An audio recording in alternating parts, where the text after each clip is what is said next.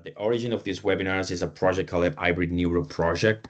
It's a project that is a consortium with 4 universities. One is it's the Imperial College of London in United Kingdom, Chalmers University in Gothenburg, Sweden, Universitat Politècnica of Catalonia in Barcelona, Spain, and finally the coordinator of the project is the University of Maribor in Maribor, Slovenia. So the HybridNeuro project is an international project with the aim to improve and make connections between different universities, partnership with industry, clinical research centers, and other entities in the ecosystem that promotes or try to enhance the technology of muscle neural rehabilitation, brain computer interfaces, and other technologies related to that field.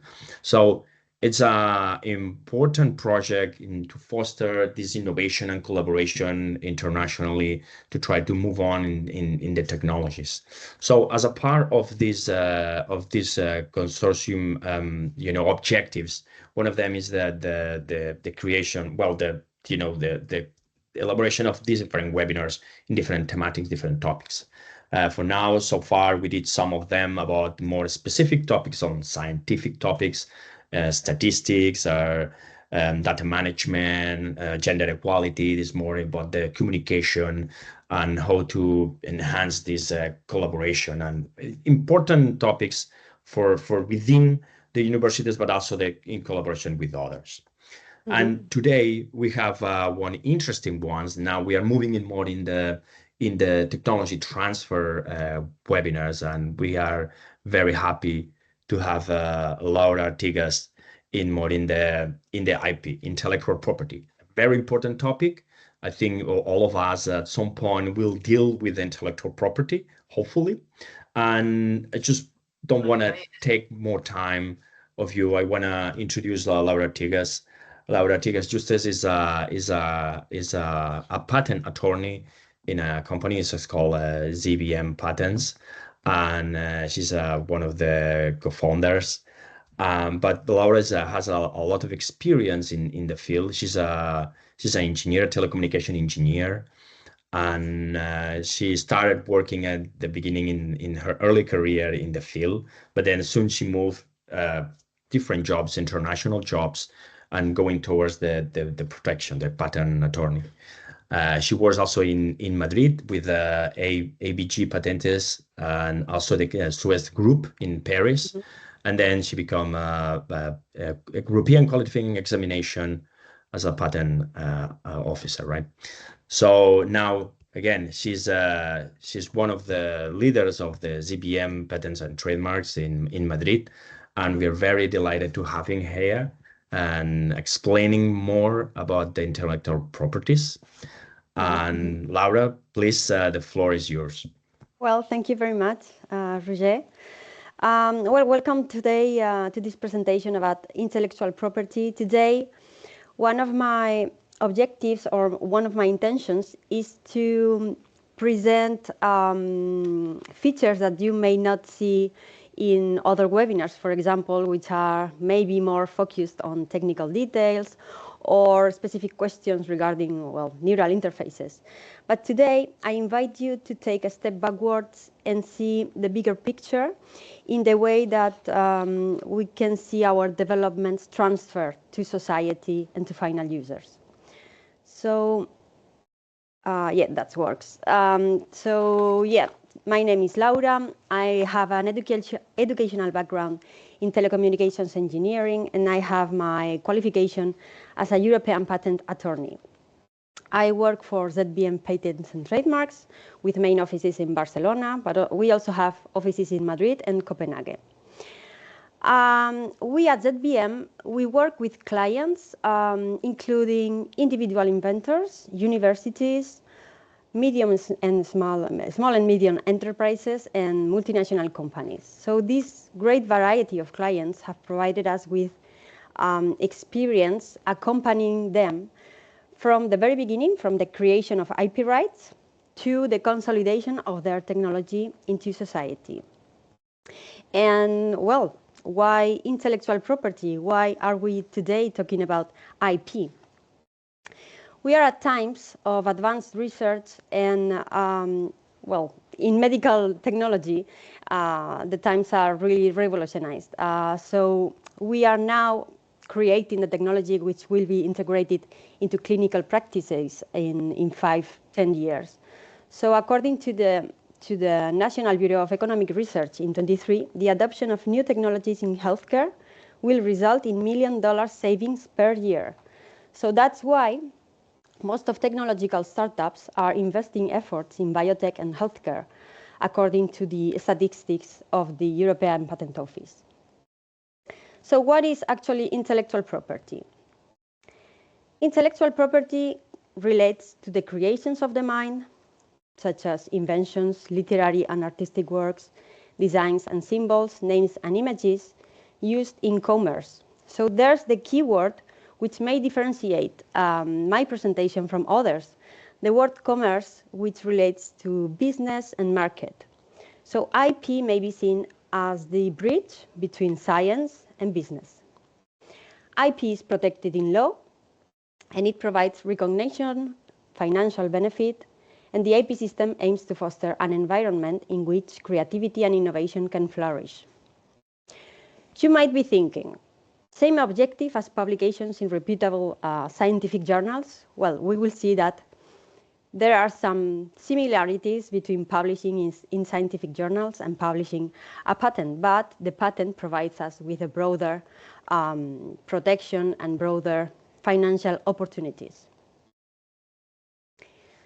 Here you have a list of types of IP: copyrights, trademarks, industrial designs, trade secrets, patents, and utility models. My expertise is patents, but we will see all of these types of IP with the base on an example. Well, the image in the screen shows different medical devices comprising neural interfaces connected to a person. The devices can, for example, correlate brain signals with muscle movements, and we will see how can we integrate these types of IP into developments created based on this imaginary picture.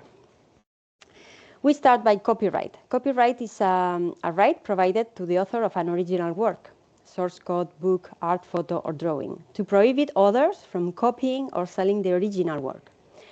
So in the example of the image, where we see a neural interface connected to a processor running a video game used for the motor rehabilitation of a patient, we may think about protecting by copyright the source code, which is instructing the video game how to operate. We can also protect through copyright the interface, the visual interface we are creating for the video game, for example. On the screen, you can have some more details about copyright, but I'm not going to deep for further into these details. We pass on to trademarks, which are used to identify the source of goods or services. Trademarks can be recognizable signs, words, designs, or expressions. For example, we can rapidly recognize some of the authors of these logotypes we are seeing on the screen, and they serve to distinguish your service or product from competitors. So trademarks can be useful once a business model has been designed. Until we don't have a business model relating to our development, we may not find reasons to protect a trademark before we define the services or our product. Industrial designs are used to protect the ornamental and non-functional features of a device, for example.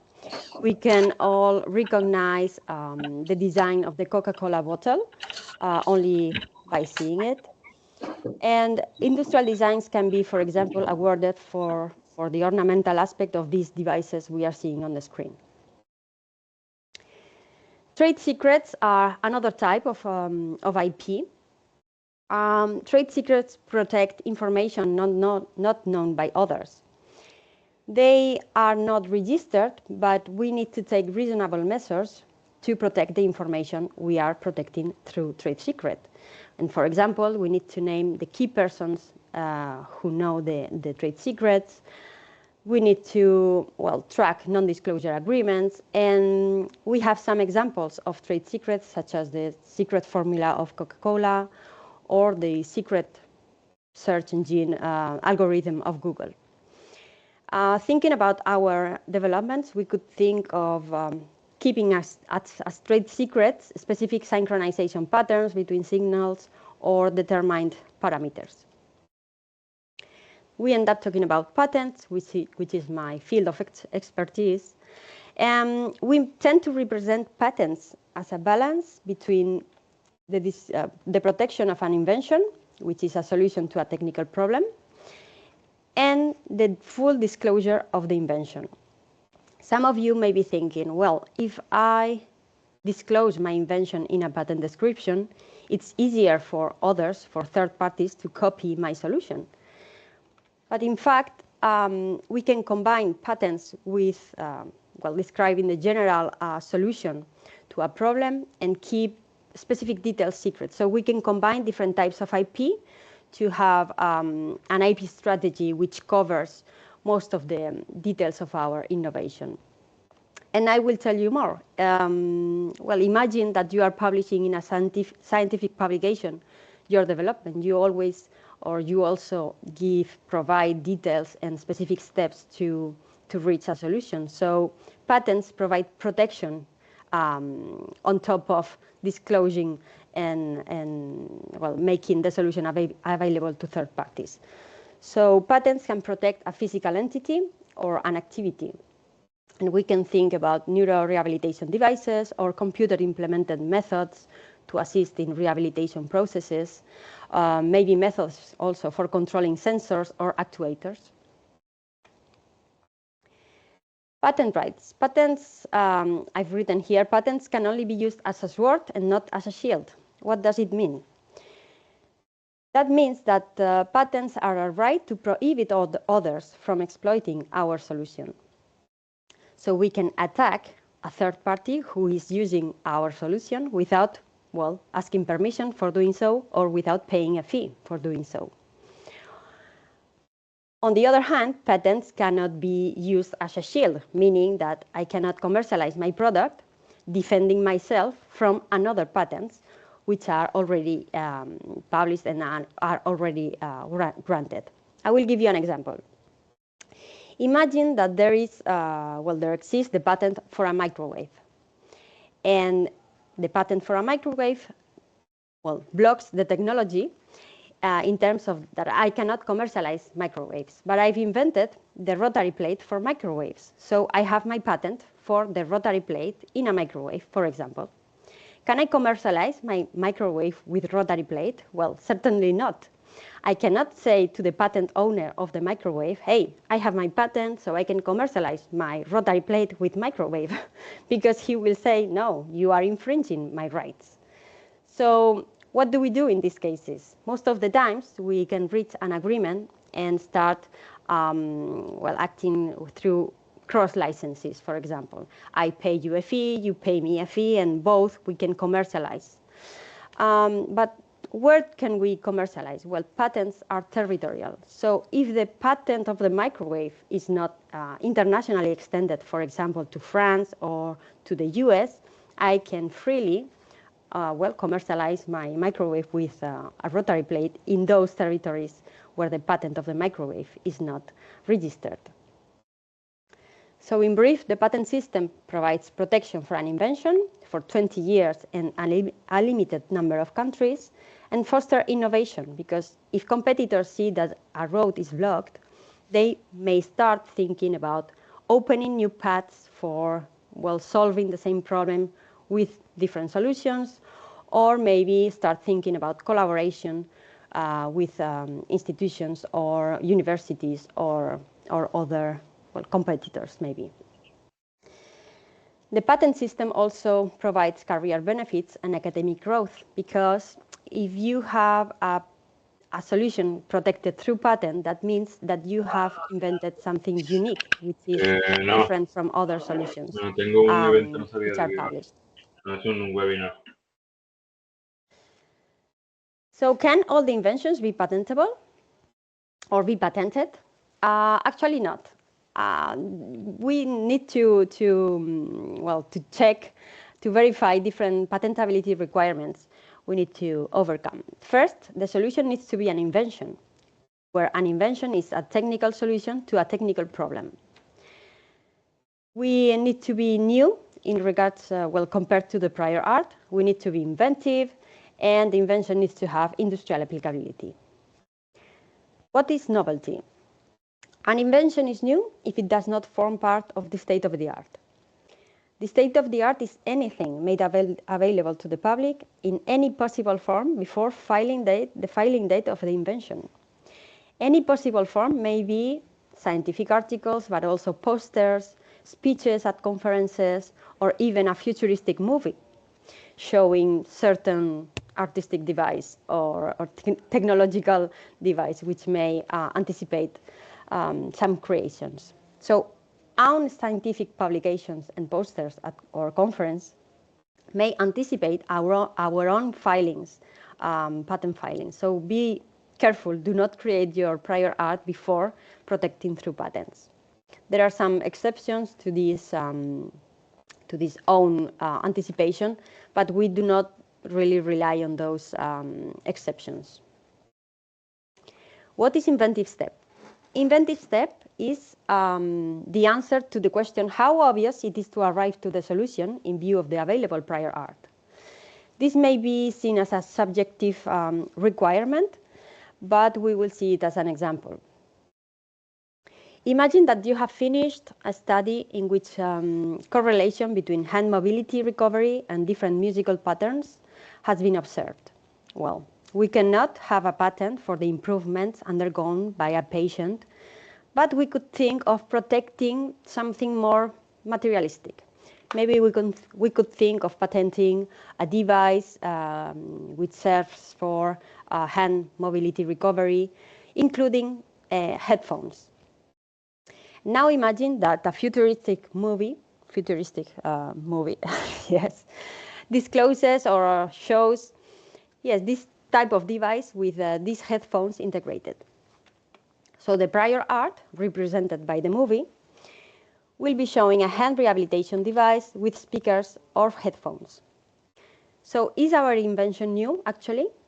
Well, we need to think about features, integrating features in our description of the solution to provide novelty to the device. We can think of including a controller which serves to synchronize musical frequency patterns to rehabilitation exercises, for example. So our invention will be new with regard to the movie, which discloses the device. But how inventive would that be? It depends on whether it is obvious to include a controller to synchronize music with hand rehabilitation exercises. If the patent requirements are overcome, then we will have a patent granted and we can start prohibiting others from using our device. So which inventions do we patent? Is it really worth it to have a patent on a device when we are at a step of research? We just have made our correlations between the musical patterns and the improvements in the patients. Well, we tend to protect inventions that have not been disclosed first, inventions that serve a strategic purpose, which align with business or research program. This means that if your studies are going to continue through technological aspects of devices which could integrate the hand rehabilitation device with the headphones, then it is worth to file a patent application. Then we try to patent inventions that give us a competitive advantage over the competitors, inventions that can be broadly protected, and for protecting an invention broadly, we need to think about other ways to name the same element. For example, the headphones may be described as means for producing sound or something like that, and we will not protect the the headphones integrated in the device. We will say that there is a connection between the device and the headphones. Because we need to think about reverse engineering of our products when we think about drafting broadly the claims.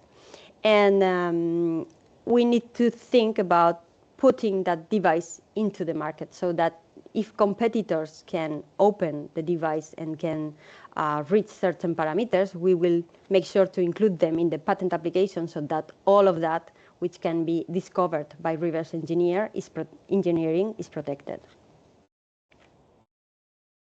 So how do we protect our IP? Well, there are some types of IP which only need a registration, like copyright or trademarks is very, well, simple, bureaucratically simple to protect it, but we will see now in the screen the path to patents. For obtaining a patent, first we need to have the idea. Then this idea needs to be described in a patent description, which will contain examples of how we obtain the solution we are describing, how the solution solves the technical problem we are tackling. The patent description also will contain some drawings.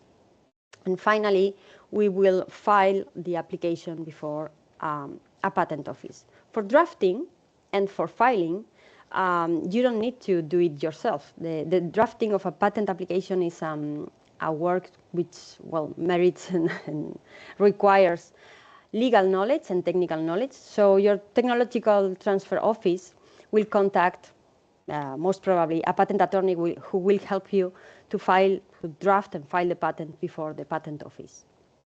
The patent attorneys have the qualification to represent clients before the patent offices. In my case, as a European patent attorney, I represent clients before the European Patent Office.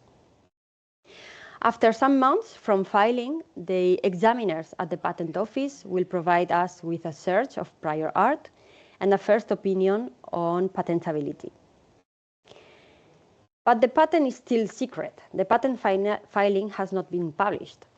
The publication of the patent filing gets ready 18 months after the filing. In this time, and depending on the opinion on patentability, we may think of retiring our patent application if the opinion is very negative, or we may start thinking about, well, collaborations with third parties, because our technology is already protected, or at least we have a date of filing our protection. After 2 years from filing, examination starts. And during the period of examination, we have the opportunity to challenge the examiner's opinion. If the examiner's opinion is negative on inventive step, we can provide arguments and argue in favor of our technology. This work is usually made by patent attorneys who know the laws and who know the steps for challenging this office action that we call them. After the examination period, the patent can be granted or refused, in the worst case. And if the patent gets granted, we can start litigating against third parties or defending our patent from competitors who want to destroy our patent before the courts, the national courts. So all this is possible if you have not disclosed your solution before the filing of the patent application. Otherwise, your own publication will anticipate the novelty or the inventive step of your solution, of your patent filing. What else requires the path to patents? Well, the path to patents needs also some funding, because the patent offices charges for the first opinion and for the examination period. And then if we start litigating, then some costs are added to our process. So the path to patents seems a little bit complicated. On top of that, we need to think of copyright, designs, trademarks, secrets. We need some funding. We need some knowledge of the patent law. So is this really for researchers? Are we in the right path to obtain what we do? Well, actually, yes. Patents are not only for large companies. The 21% of applications filed at EPO, at the European Patent Office, come from small and medium enterprises and universities. And bear in mind that startups with patents and trademarks are 10 times more successful in securing funding. So talking about funding, how do we obtain funding for overcoming all these steps to patent protection or to agreements, etc.? So first, we start by a confidentiality agreement before discussing innovations with potential collaborators. This is really important. Even though we are filing a patent application in the parallel path here in gray, the path to patents, the path to funding requires also some careful steps. So we first start by drafting our confidentiality agreements. For that, we can be backed up by lawyers, for example, and by your technology transfer office at university. Then we start raising some funding from European organizations, for example, who more and more require an IP strategy included in our filings. Then we may start talking with angel investors or personal investors who may raise some money while we obtain our first opinion on patentability. We start challenging the examiner's opinion, etc. And we may end up having really good license agreements with private equity or venture capital. And again, all this is possible if we have not disclosed our solution beforehand, before protecting through confidentiality agreements or by patent filings. So what's the risk of disclosing without protection? I've repeated myself, but I want to make it really, really clear. Imagine that you have published your device, and then there are a lot of investors interested in your technology who are willing to fund your project and the commercialization of your device. If we disclose the device before protecting it, we may not opt for a patent because the device will not be new. If we do not have protection, then others may start copying your solution, and they may start selling your solution at low price because they have saved all the time while you were researching, while you were doing your correlations between the signal between the musics and the improvement in the rehabilitation process. So beware and not. The investors disappear. Once the competitors start copying you, investors disappear, and beware of protecting your ideas before publishing. We will now see a successful case, which was born at the Universidad Politécnica de Catalunya. This is the case of Fractus, which is an enterprise. It's a startup born in the UPC. Fractus filed 2 patent applications in '99 for a new fractal-based antenna for use in smartphones. And 10 years later, they had already signed important and interesting agreements with main actors in the technology of smartphones. So they continued growing until most of the revenue they have as a company comes from licensing their patents. So let's watch this video. Everything started while I was 22 and I was a student at Barcelona Tech. It is well known that the whole antenna behavior depends on the ratio between the size of the antenna and the wavelength. And I thought, well, maybe we can use fractals to overcome some of the limits of the traditional antennas. When I finished my studies, I focused my research in a completely different area. So later I made research as a hobby in that area of fractal antennas until I realized that that was something too powerful to just do it from time to time. Modern multi-level and space-filling technology borrows the complexity of fractals to make small antennas that fit inside a cell phone. So fractals you find very much in nature. The complexity and richness of nature has inspired both the work in fractal antennas and the Gaudi's work. Fractus has sold 40 million antennas so far, but it has licensed technology to over 1 billion devices worldwide, which is about 40% of the world market. This is an example of a base station antenna product from Fractus. This antenna is installed in the top of the roof. The size is much more smaller than the size of previous antennas. When you have been facing the challenge of bringing a completely new technology to the marketplace, you realize how important patents are for small startup technology companies. And this is how I decided to come back to the university and teach about patent management to scientists and business people. There will be always someone having the first spark idea, and that can be you. So if you have a good idea, just go for it. So yes, this is an example of someone who didn't underestimate his idea of converting the typical previous antennas. Well, I'm showing my my smartphone.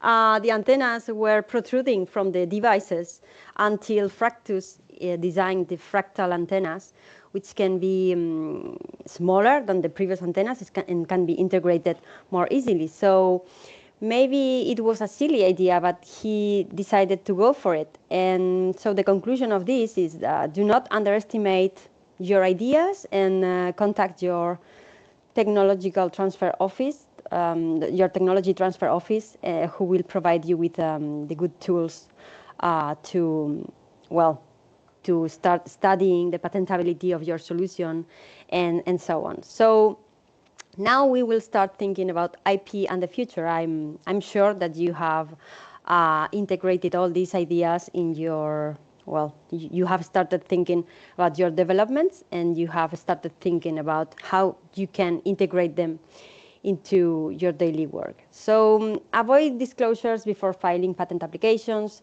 Do not underestimate your ideas. Invest in contacting an experienced patent attorney because we can broaden your inventions. We can accompany you in all these steps, not only towards a granting of a patent, but also to provide you with reports to be shown to possible investors, or reports, yes, on patentability, on freedom to operate. Remember the example of the microwave. Yes, you have invented something, but are you free of commercializing your product or not? Well, patent attorneys can help you to discover other patents blocking the technology. Think about your country coverage of interest. Are you going to market in Europe or in the US or, I don't know, maybe in Japan?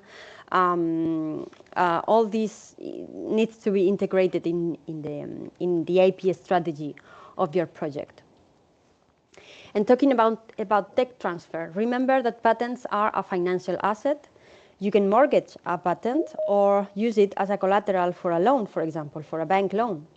So patents are assets that can attract investors, and we can license patents along with know-how. The know-how is not limited in time or in territories, whereas patents are limited. And we may start thinking about, well, strategies of licensing with third parties also. Bear in mind that you need to integrate an IP management strategy as the actor in the video did. Well, contact your personnel of confidence for solving any question. Now we will have a time for questions if you have some specific doubts about some steps of the patent protection or IP protection. And we will end up by, well, seeing some conclusions. That protecting IP is essential for your career and your research, and do not publish before protecting through patent. And reach out to your tech transfer office to seek professional and legal advice and ensure that your innovations are protected beforehand. So thank you very much. I don't know if you have some questions or comments.